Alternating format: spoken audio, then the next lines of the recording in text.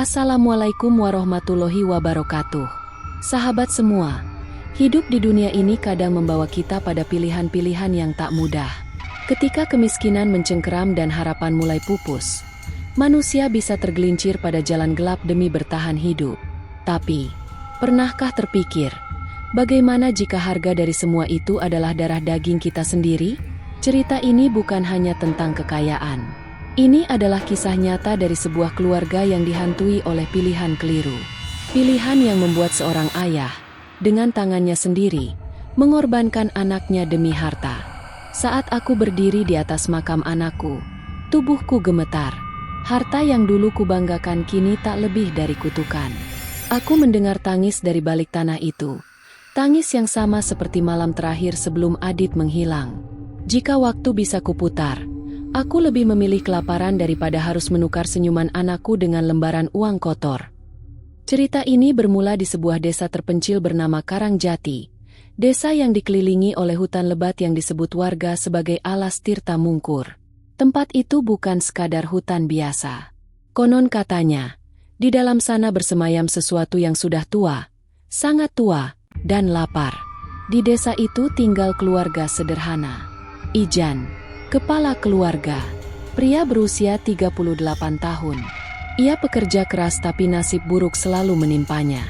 April, istrinya, 34 tahun.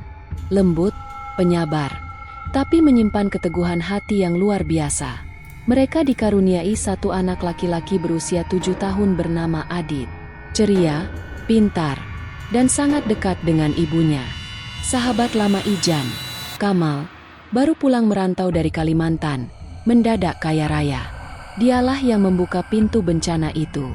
Dan seorang gadis misterius, Sela, penjaga warung kecil di pinggir hutan, yang ternyata menyimpan lebih banyak rahasia dari yang tampak.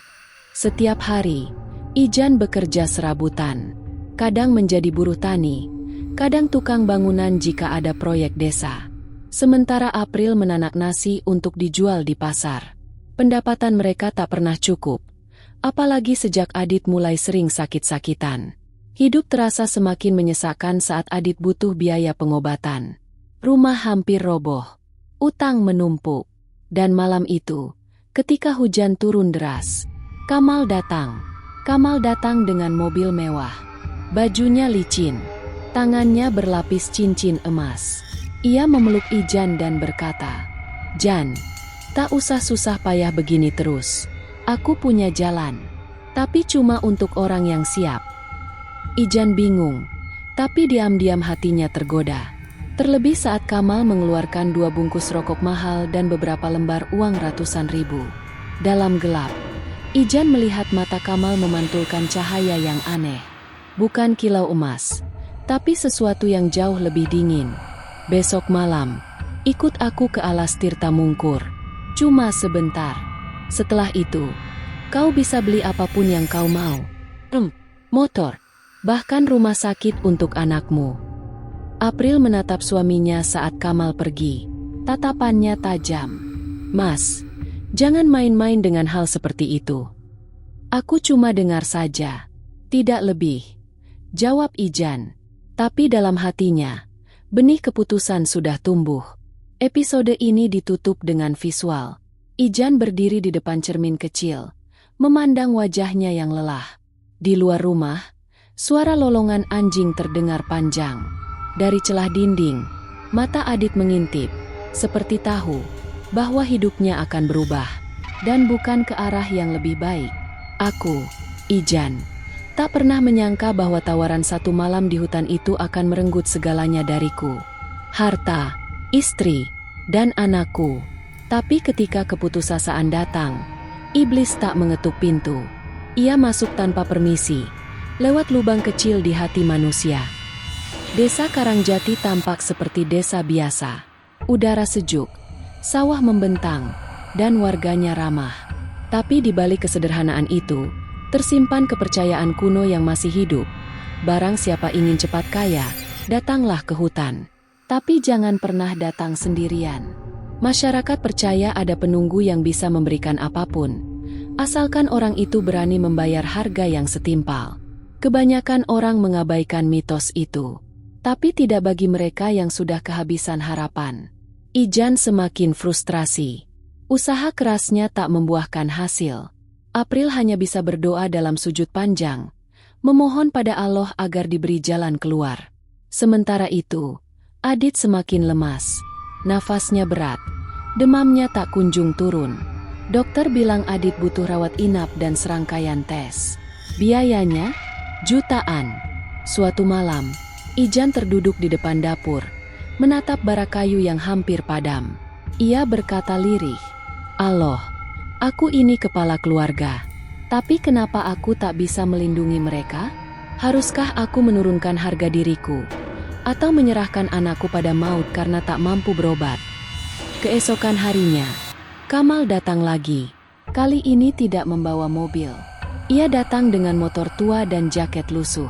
Wajahnya terlihat lebih kelam dari sebelumnya, seperti pria yang menyimpan terlalu banyak rahasia. "Kau masih mikir tawaranku?" Aku takut, Mal. Istriku bilang jangan main-main dengan yang begituan." "Tak usah takut. Yang penting nurut. Dan ingat, ritual ini cuma berhasil kalau kau benar-benar terdesak. Dan aku tahu kau sedang di titik itu." Kamal menyerahkan selembar kertas lusuh. Ada gambar segitiga dengan mata satu di tengahnya, dikelilingi tulisan aksara kuno. "Bawa ini. Tengah malam, datang ke pinggir hutan. Jangan ajak siapa-siapa. Biar aku yang urus sisanya." April mulai merasa ada yang tak beres. Ia mendapati suaminya melamun di belakang rumah, memegang kertas aneh. "Mas, kamu sembunyikan apa dariku?" "Bukan apa-apa. Mas, jangan bilang kamu percaya sama yang begituan. Jangan bawa anak kita ke neraka." Ijan diam. Ia memeluk istrinya, tapi matanya kosong. Dalam hatinya, pertarungan besar sedang berlangsung antara akal sehat dan godaan setan. Malam menjelang, Adit tertidur dengan demam tinggi. April ikut tertidur di sampingnya karena kelelahan. Ijan memandangi mereka, lalu berdiri, mengambil kertas lusuh, dan melangkah keluar rumah. Kaki Ijan gemetar, tapi pikirannya penuh dengan satu hal.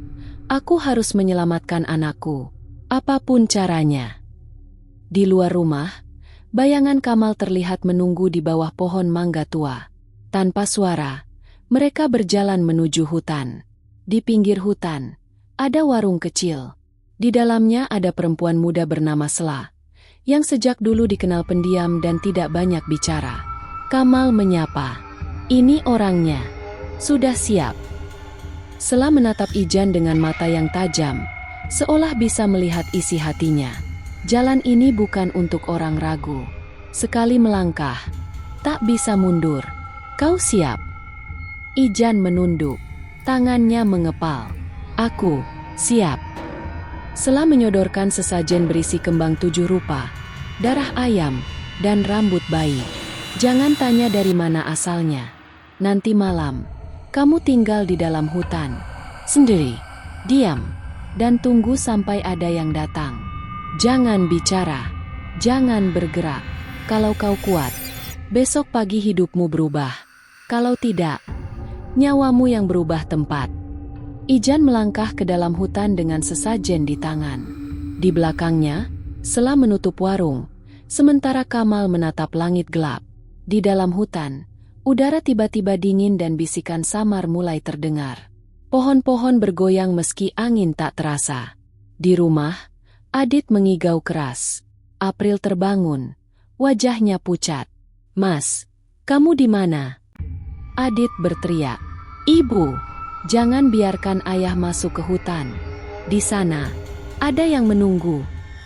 Orang bilang, cinta orang tua pada anak itu tak terbatas. Tapi bagaimana jika cinta itu dijadikan umpan oleh setan? Kadang bukan setan yang menjemput kita, tapi kita sendiri yang mengetuk pintu neraka. Ijan duduk di tengah lingkaran dedaunan kering, diapit oleh sesajen yang diberikan Sela. Tak ada lampu. Hanya remang cahaya bulan yang menembus celah daun. Udara tiba-tiba mencekam. Tinggi. Bahkan jangkrik pun tak bersuara. Lalu, langkah kaki terdengar. Bukan satu, bukan dua, Tapi seperti banyak dari dalam kegelapan, muncul sosok tinggi besar. Seluruh tubuhnya ditutupi kain hitam. Wajahnya samar, seperti kabut yang bergerak. Suaranya menggema, seperti terdengar dari dalam sumur. "Apa yang kau bawa?" Ijan menjawab pelan, "Sesajen dan niat." "Apa yang kau minta?" Ijan menunduk, "Kesembuhan anakku, dan kekayaan agar hidup kami tak menderita lagi." "Dan apa yang akan kau berikan sebagai gantinya?" Ijan terdiam. Lalu sosok itu mengangkat tangan dan memperlihatkan cermin hitam. Di dalamnya muncul bayangan Adit yang sedang tidur, lalu perlahan berubah menjadi mayat kecil berbalut kain kafan. "Ingat, semua yang diberikan harus dibayar, dan bayaran yang paling murni adalah darah keturunanmu sendiri." "Tidak!"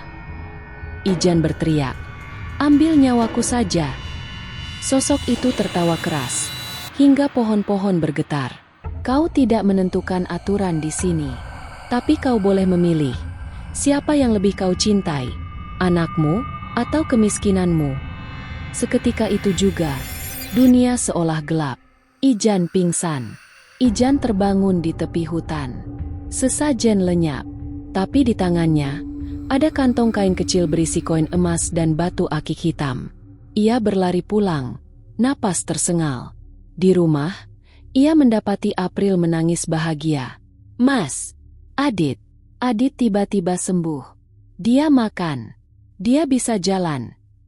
Adit tersenyum pada ayahnya, seolah tak pernah sakit parah. Tapi di mata anak itu, ada sesuatu yang berubah. Pandangannya kosong. Senyumnya hambar. Hari-hari berikutnya berubah drastis.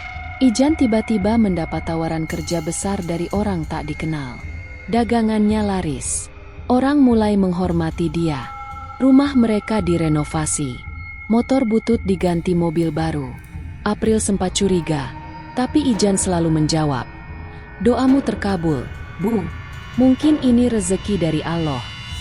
Tapi dalam hati, Ijan tahu, itu bukan berkah. Itu adalah perjanjian. Namun, kebahagiaan itu dibayar mahal. Adit mulai berubah. Anak itu menjadi pendiam, tidak lagi tertawa. Ia sering berbicara sendiri di kamar. Bahkan pernah ketahuan menggambar sosok hitam tanpa wajah berkali-kali. April menemukan Adit berbicara dalam bahasa aneh di pojokan kamar, seolah sedang berdoa pada sesuatu. "Nak, kamu ngomong apa?" "Bunda, teman-temanku bilang ayah sudah bayar lunas. Tapi katanya, waktunya belum habis." April makin takut. Suatu malam, Ijan didatangi Kamal lagi. Kali ini, Kamal tampak jauh lebih kaya. Tapi wajahnya pucat dan matanya cekung. "Selamat, Jan. Tanda pertamamu sudah diterima. Tapi ingat, ini bukan akhir." "Apa maksudmu?"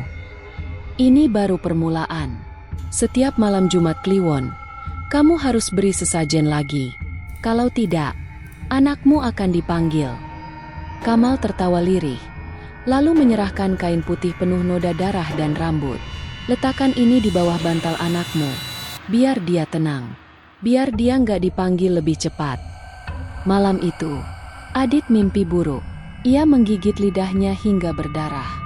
Di dalam mimpi, ia melihat dirinya dikelilingi oleh anak-anak kecil tanpa mata, berjalan di tepi jurang. "Ayo ikut, Adit. Tempatmu bukan di sini."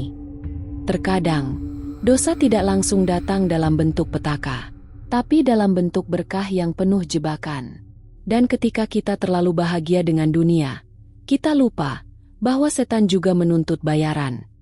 Sudah 3 bulan berlalu sejak Adit sembuh. Rumah mereka kini berdiri megah. Mobil baru terparkir di depan rumah, dan usaha dagang Ijan berkembang pesat.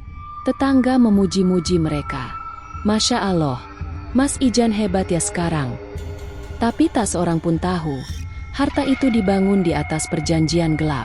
April, yang awalnya bersyukur, mulai merasakan ada sesuatu yang tidak beres. Ia sering melihat Adit memandangi langit malam dengan mata kosong. Kadang mengigau, menyebut nama-nama aneh yang tidak mereka kenal. "Ayah Rongo, Yem. Adik Topo. April tak tinggal diam. Ia mengajak Ijan bicara di dapur. April. Mas, aku ngerasa ada yang aneh sama Adit. Sejak dia sembuh, dia kayak bukan dia. Ijan. Udahlah, Bu. Kamu tuh kebanyakan mikir. Nikmatin aja semua ini. April. Keras. Mas, jawab jujur. Kamu ngelakuin apa di malam itu? Malam kamu ngilang 2 hari. Wajah Ijan mendadak pucat. Ia hampir bicara, tapi hanya menatap kosong.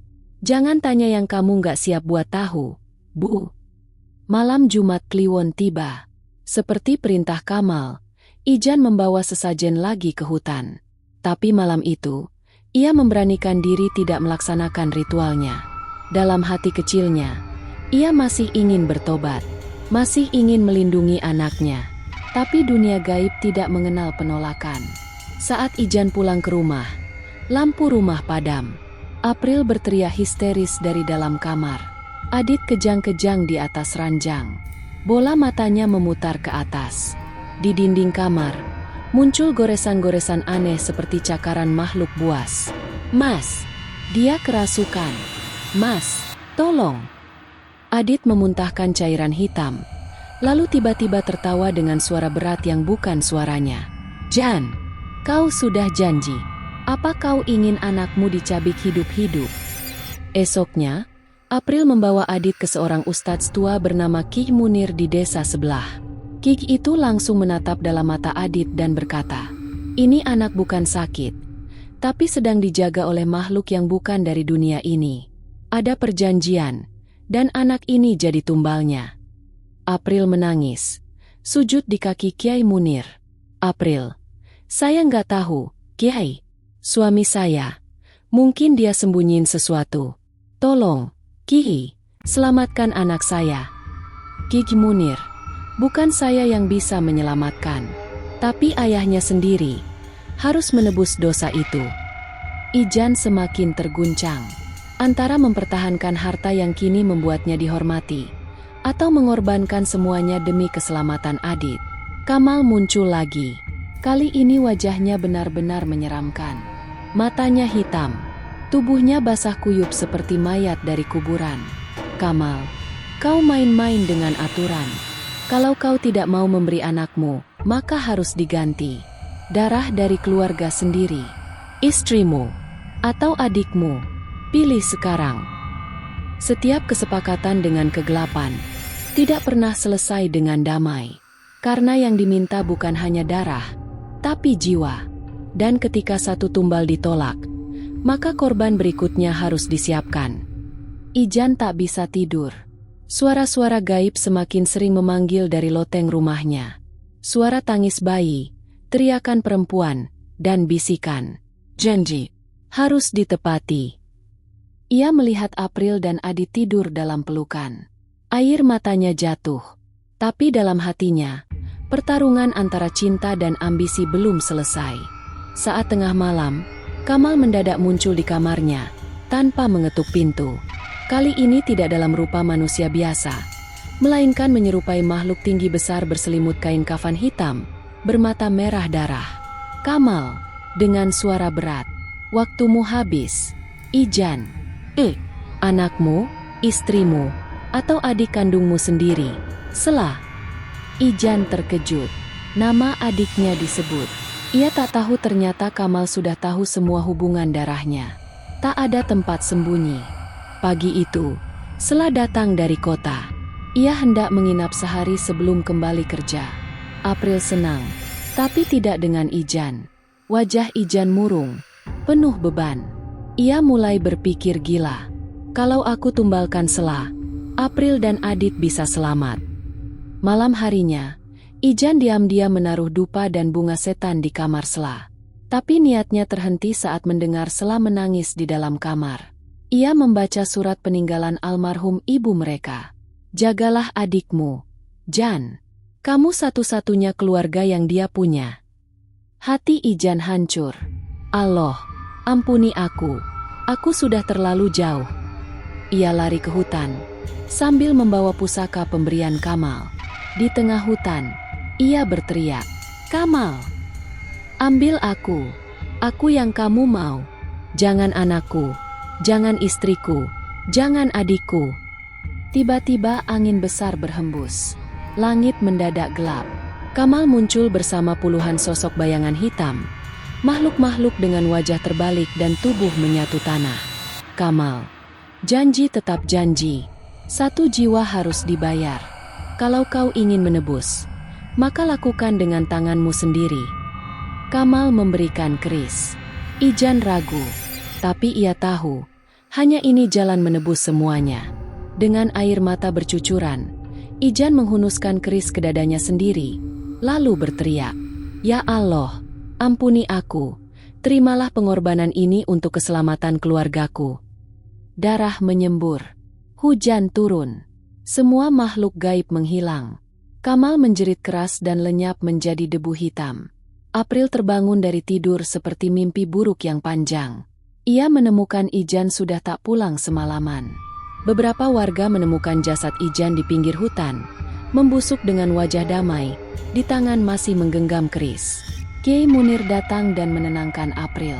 "Suamimu sudah menebusnya.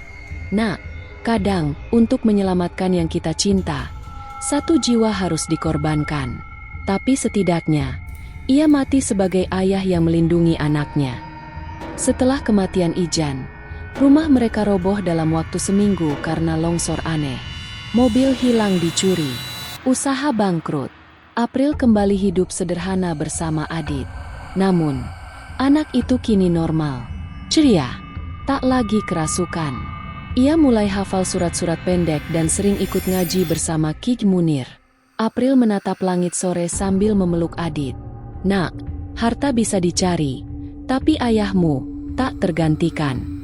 Beberapa tahun kemudian, makam Ijan dikenal sebagai kuburan berdarah yang dihantui setiap malam Jumat.